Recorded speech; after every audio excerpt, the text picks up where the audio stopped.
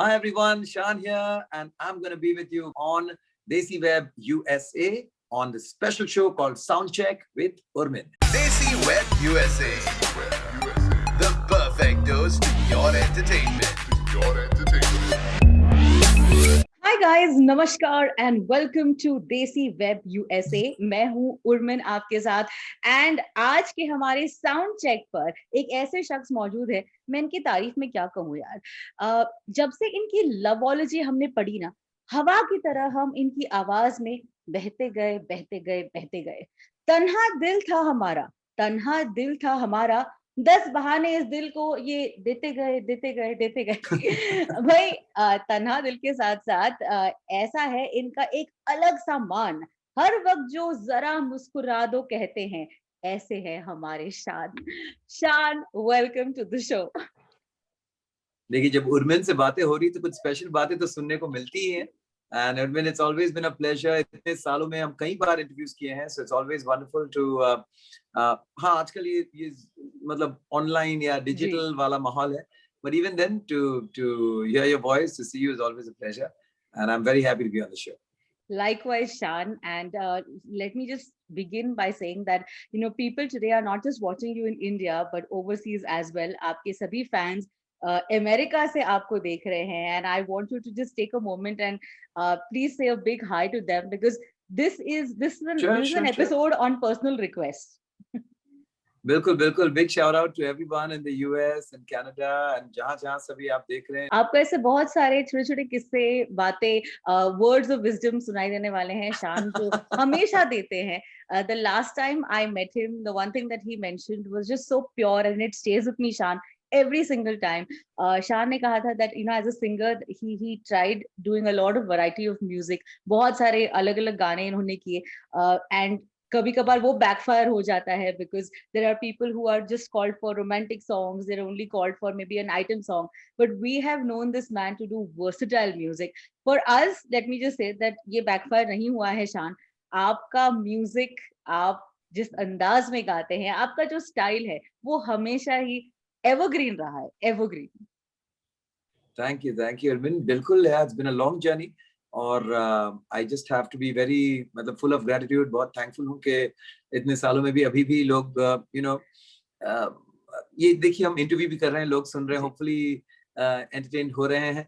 और हाँ, मेरे लिए बहुत जरूरी है कि देखिए, एक तरफ से तो अपनी क्रिएटिव एक सोच होती है, अपनी म्यूजिकल इंटेग्रिटी होती है, ये हम बस इस तरह के गाने बनाने चाहते हैं, लेकिन साथ साथ ये भी बहुत जरूरी है कि जो हमारे सुनने वाले हैं, और जो ये everything is in a dynamic state, सब कुछ बदलता रहता है. अगर हम वही सोच को 10 15 20 साल पकड़ के रखेंगे तो हम कहीं ना कहीं आउटडेटेड या डेटेड तो हो ही जाएंगे. तो खुद को हमेशा अपडेटेड और अपग्रेडेड रखना बहुत जरूरी है, तो इसलिए हमेशा कुछ ना कुछ नया करने की कोशिश करता हूँ. जैसे इस बार फादर्स डे पर एक गाना मैंने, एक्चुअली कई महीनों से ये गाना मेरे सिस्टम में चल रहा था कि हम एक सोच होती है, एक प्रायोरिटी वाली बात होती है. आई थिंक स्पेशली ये जो कोविड का ये जो दौर गया, कहीं ना कहीं इसमें कई लोगों को ये समझ में आया कि the best things in life are free. आप चाहे आपके पास जितने भी आपकी करियर में आप सक्सेस ले आए, लेकिन अगर आपकी पर्सनल लाइफ में आपकी प्रायोरिटीज अगर सही नहीं हो, तो फिर वो खुशी पाना, वो सेटिस्फेक्शन पाना जिंदगी से बहुत मुश्किल है. और प्रायोरिटीज में हर किसी को समझ में आया कि फैमिली इज प्रायोरिटी. और अगर आप इस बात को भी एनालाइज करें तो कहीं ना कहीं हमारे जो पेरेंट्स, जिन्होंने हमारे लिए इतनी सैक्रिफाइसेस उठाई होंगी, क्या कुछ नहीं किया कि हमारी फ्यूचर सही हो. जब हमारी फ्यूचर बन जाती है, हम ऐसे उलझ जाते हैं कि भूल जाते हैं कि उन्हें शायद अब हमारी सबसे ज्यादा जरूरत है. तो this is a song that I put out on Father's Day, where it's from a perspective of a son who realizes this and feels कि I should have been with my parent, with my father a little more. तो गाने का नाम है मैं तो तेरा हिस्सा हूँ, and I love the name itself. It's so pure. शान, आपने इसमें एक्ट किया है एंड इसके साथ आपके बेटे भी नजर आए हैं, राइट? जी. वीडियो में एक बहुत इंटरेस्टिंग फैक्ट ये है, ट्रिविया आप कह सकते हैं, कि वीडियो के जो डायरेक्टर है मेहुल गदानी, जो मेरे अभी बहुत अच्छे घनिष्ठ मित्र हैं, क्योंकि हम लोग, ये हमारा 8वां वीडियो है साथ में, तो उनके भी बेटे ने फीचर किया है. उनका एक बहुत प्यारा सा, घोलू सा, प्यारा सा बच्चे, so that he plays the younger Okay. younger character, and Neil तो it's his first video too. और फिर जब थोड़ा बड़ा हो जाता है तो थोड़ा सा handsome cool बन के वो मेरा बेटा है शुभ, who's all of 16 now, and so I have played the father, and then when the son grows up. तो काफी इंटरेस्टिंग वीडियो है, पूरा मतलब 40 साल की एक जर्नी है एक 3 मिनट के गाने के अंदर. क्या तो बात है. फिलहाल तो वीडियो तो आपको नहीं देखा, लेकिन I can hum the song a little bit for you, Please, if that is of okay. course, we would love to hear it. मेरी सब फरियादें तुझ तक ही थी, सपनों की बुनियादें तुझ तक ही थी, तूने ही चलना सीखा तुझसे ही, चलना सीखा था तुझसे ही, फिर क्यों दूर चला, मैं तो तेरा हिस्सा हूँ, तेरा लिखा किस्सा हूँ, हो ना पाया तुझसा क्यों रब मेरे. क्या बात है. तो वो हो ना पाया तुझसा क्यों, यानी कि तूने मेरे लिए इतना कुछ किया और मैं वही why couldn't I be that for you, कि मैं तो तेरे लिए कुछ नहीं कर पाया. Shan, this is an emotional track. Actually, I think as kids हमें हमेशा यही लगता है that we are not giving our 100% as much as our parents do, क्योंकि कई बार हम इतने busy हो जाते हैं, एक फोन भी आ जाए जी, तो जी, जी. it's like I'll call you back later, but अगर एक दोस्त ने फोन कर लिया तो हम घंटों बात करते हैं उनसे. It just becomes ji, so ji, ji. difficult to keep up, but what a beautiful track. वो I'm यही going है to कि call up हमारे my dad. Parents actually if you think of it they don't really want too much, Yeah. लेकिन कहीं ना कहीं हमें उतना भी देने में कहीं ना कहीं मुश्किलात हो जाती है. फिर when we become maybe हम पेरेंट्स हो जाते हैं तो हम अरे यार ये बच्चे का ये है, बीवी का वो है, या ये है वो है, तो कहीं ना कहीं वो हो जाता है. And we don't mean it that way, but just हाँ Yeah. अरे कल बात कर लेंगे, परसों बात कर लेंगे. So that's what. Don't wait till it's too late. Always be there for them and make them feel special every day. As kids, Shan, हम हमेशा समझते हैं कि हमारी कोई तो ऐसी क्वालिटी है जो हमें हमारी मॉम से मिली है या डैड से मिली है. आप में ऐसी कौन सी क्वालिटी है? मेरे डैड को अगर मुझे if I had to really pick up his best quality and try and imbibe it, तो practically बहुत मुश्किल हो जाता है. He was a extremely selfless person जो मतलब और साथ साथ बहुत खुददार थे. तो उनको किसी की भी अगर कोई भी लगे कि यार इसकी मैं कोई ऑब्लिगेशन ले रहा हूँ, या किसी ने मुझ पर कुछ कुछ दया कर गया, कुछ ये कर गया, तो दैट वुड मतलब उन्हें बिल्कुल वो पसंद नहीं था, ना उन पर, ना उनके फैमिली पर, ना किसी पर. और साथ साथ ऑफ कोर्स वो उनकी वाइफ की बिल्कुल नहीं सुनते थे. मैं मेरी वाइफ की बहुत ज्यादा सुनता हूँ बिकॉज ये बहुत जरूरी है. So certain things you learn from, and certain things जो उनकी अच्छाई है उसमें मैंने ये सीखा है कि एक्सट्रीम में अगर कोई चीज आप करते हो ना तो वो गड़बड़ हो सकता है. लेकिन मेरे डैड थोड़े एक्सट्रीम लेवल के थे तो उनकी अच्छाई को मैं लिया, लेकिन थोड़ा उसको मॉडरेट करते हुए, जो कि मैंने अपने मम्मी से सीखा है कि she is a very live and let live kind of a person. तो दोनों की I try to figure out a balance. तो घर पे काफी सारे उस जमाने में रिकॉर्ड्स होते थे. I'm giving away my age through this, but so तो रिकॉर्ड्स होते थे. और मुझे याद है एक फिल्म आई थी अलग अलग. I think composer आदिमन साहब, जिनका अभी जन्मदिन आ रहा है on the 27th, the greatest composer I guess of Bollywood. तो मुझे नाम देखते ही एक अट्रैक्शन हो जाता था ना इनका. मैं वो प्लास्टिक निकाल के मैं वो डाला, और सुनने ही वाला था कि पिताजी की एंट्री हुई घर में. क्या कर रहे हो, रोको. तो मैं बोला क्यों, क्या हुआ? तो बोले मैंने अब तक इसको खोला नहीं था, कोई तो कारण होगा ना, तुम क्यों खोल बैठे थे? तो ऐसे नहीं, क्योंकि ये तो सुनने लायक चीज है, तो मैं सोच रहा तो आप नहीं थे तो मैं थोड़ा फुर्सत में सुन लेता. नहीं, अगर कहीं मेरे सबकॉन्शियस में भी अगर कोई नोट या कोई गाना या कोई सुर आ जाता है ना, तो वो मेरे कॉम्पोजिशन में दिखाई देगा या सुनाई देगा.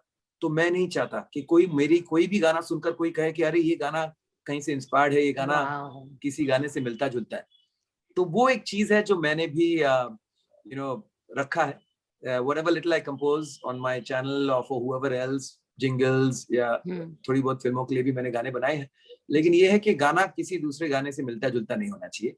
मिलता जुलता अगर हो भी, बिकॉज आजकल you know the catchiness is very important, लेकिन कॉपी नहीं होना चाहिए, should not be as they say inspired from another song. Yeah, but this must be so challenging, right? Because you are surrounded by music all the time.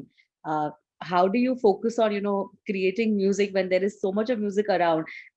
कभी कभार शायद आप जिसे create कर रहे हैं वो एक inspiration लेकर शायद एक दूसरा कोई गाना हो जो आपने शायद सुना हो पहले। नहीं नहीं बिल्कुल, मैं जैसे मैंने आपको कहा कि वो एक बहुत एक्सट्रीम इंसान थे, तो मैं I look at this in moderation as long as my conscience is clear, कि मैं जानता हूँ कि मैंने किसी गाने को तोड़ा नहीं है, किसी गाने के रिदम को या किसी गाने के साउंड को मैंने यू नो अपने गाने के साथ नहीं जोड़ा है, तो वहां तक ठीक है। लेकिन यू नो आज के तारीख में वही 12 सुरों में और वही 2.5 Octave at the most you can stretch a composition, तो उस बीच में परम्यूटेशन कॉम्बिनेशन करके भी बहुत मुश्किल है कि आप कुछ ओरिजिनल चीज बनाए। लेकिन ऑफ कोर्स एकदम हूबहू किसी गाने से लगे, या फिर एक स्टाइल चल रहा है उसी को पकड़ के उसी तरह के गाने आप बनाए, तो फिर उसमें कोई मजा नहीं है। Shan, back in the 90s, जब indie pop का era था, you and your sister, you all had started this with, you know, Loveology and such great albums. And life was so simple. मतलब मैं जब भी Loveology इस गाने को सोचती हूँ, मेरे जहन में वीडियो आ जाता है, that frames of yours, you know, and that college boy, and it was so easy. अब there are so many other things that are needed in a song, you know, किसी को rap चाहिए, किसी को एक special kind of sound चाहिए. Do you think that, you know, those days in the 90s were those happy days? बिल्कुल बिल्कुल, देखिए 90s में स्पेशली जब हम लोग इंडी पॉप शुरू किए थे, I am not saying they were great songs, but एक नया साउंडस्केप मिला था, जहां तब तक एक जो मतलब पैन इंडिया एक साउंड था, जिसमें यू नो मोस्टली एक you know heavy artistization and you know एक इंडियन बेस होनी चाहिए उसमें, और ढोलक तबला रिदम पर ज्यादातर गाने बनते थे। तो फिर ये जो सिंथेसाइज म्यूजिक शुरू हुआ in the 90s, it was very new then, तो वो साउंड्स बहुत नए थे, तो बहुत आसान था कि आप कुछ भी कर जाओ उसमें नयापन आ जाए।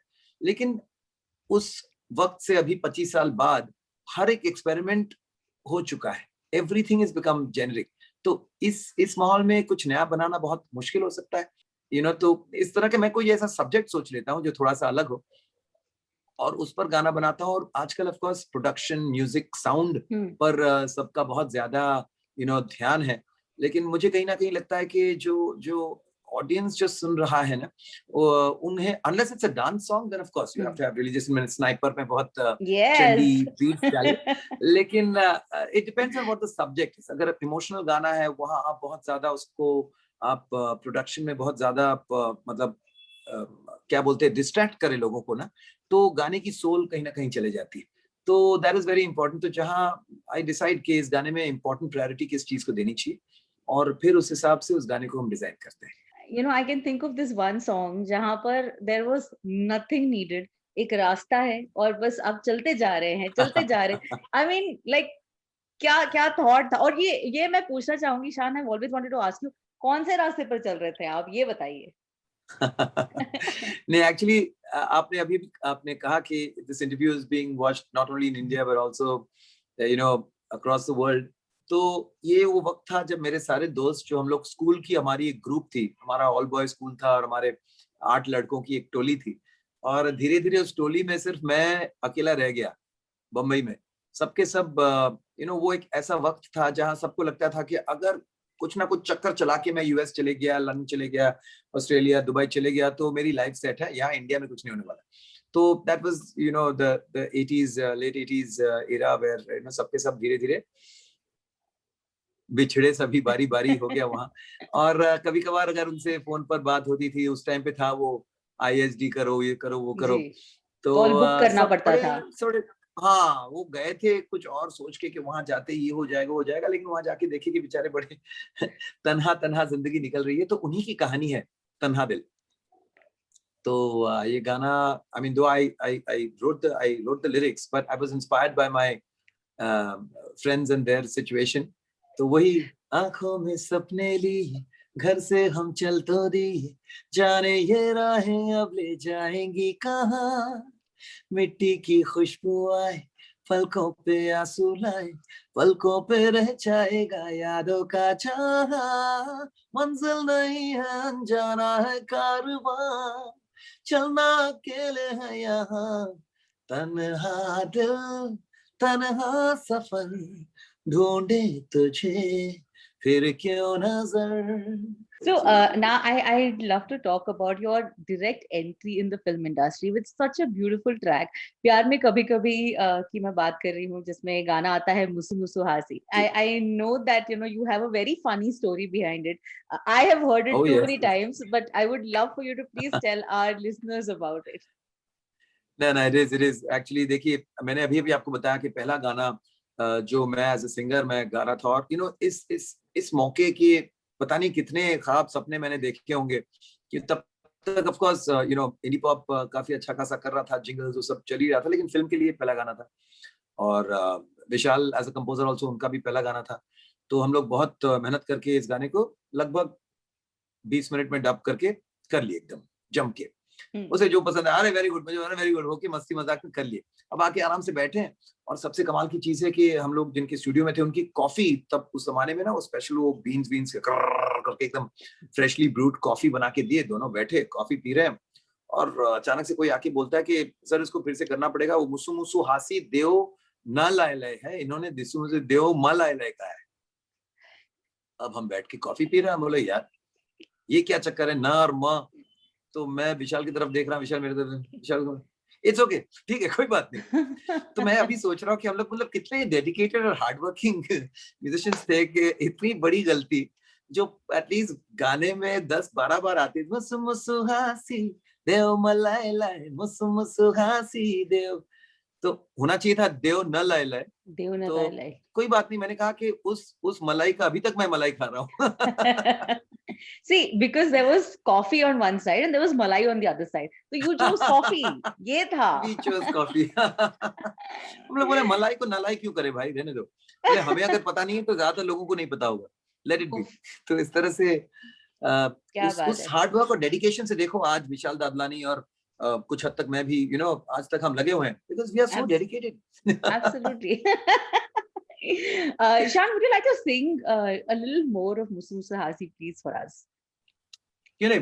गम बांट ले तू अपने, हमसे तुले हंसी, हो गए हम अब तेरे, तू हो गई अपनी, मुसु मुसु हासी देव न लाए लाए, मुसु मुसु हासी देव, हे जरा मुस्कुरा दे, मुस्कुरा दे, जरा मुस्कुरा दे, ऐ Urmin. Shan, you are a complete entertainer. ये तो हमें पता है क्योंकि हर इंटरव्यू में let me just also say that Shan is great at mimicry. तो आप अभी मुझे ये बता दीजिए कि कितने आर्टिस्ट क्या मिमिक्री कर सकते हैं? I know it's Sonu Nigam. I know Sonu Nigam. I know Sonu Nigam and I know Kumar Sanu also. And I think I know Udit Narayan also. Udit ji is everyone's favorite. क्या हो जाता है कि कुछ ऐसे होते हैं उनकी पिक्युलियरिटीज इतनी उनकी अपनी ओरिजिनल होती है कि इमीडिएटली करते ही वो चीज आ जाता है. लेकिन हाँ, हमारा शानुदा भी किसी से कम नहीं है, और अभी हाल ही में हम शानुदा से मिला, और अभी तक जो उनका he's got this very strong deep voice, और हाँ शान क्या कर रहा है इधर आप. So he's very sweet, और शानुदा बहुत अच्छा कुक करते हैं. तो तेरे लिए बिरयानी बनाया, आएगा कि नहीं.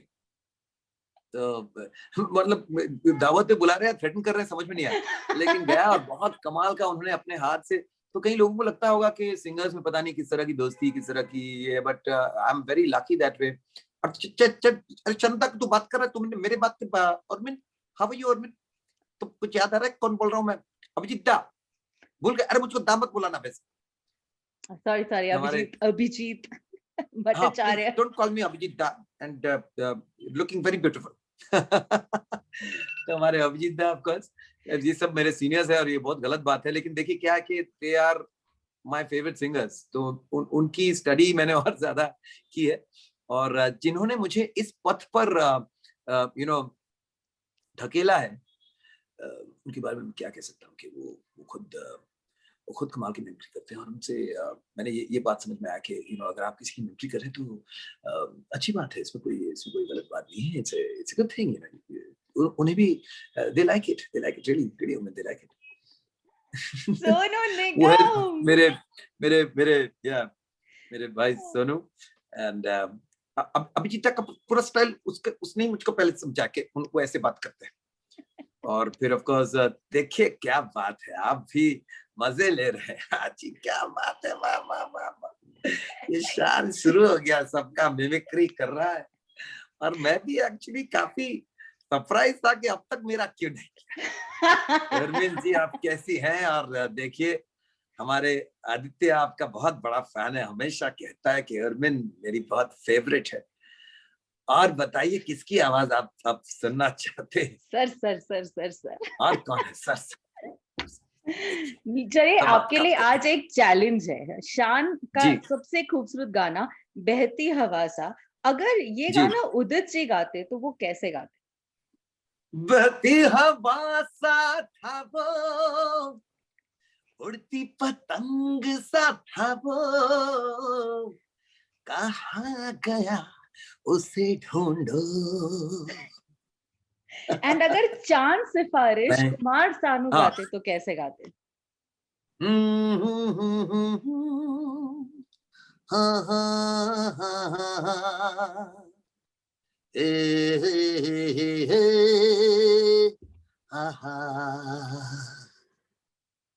Just fab. You are fab. Oh my God.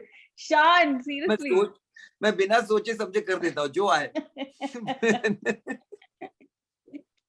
What is the one thing you really enjoy performing when you go to the US? Well, I'm hoping, fingers crossed, I'm meant to be coming in October to the US again. And देखिए, the difference in performing in the US and in India, वहाँ वो Friday, Saturday, Sunday, are crazy.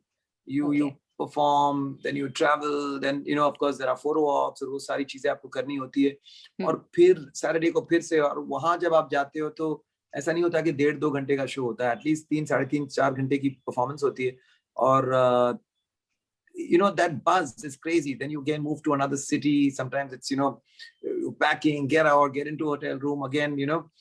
शाम तक लग रहा है कि यार आज तो नहीं होगा, and then अचानक से वो जोश वो ऑडियंस को देखकर फिर से सैटरडे का शो और भी बेहतर होता है, फिर संडे तो और भी कमाल हो जाता है।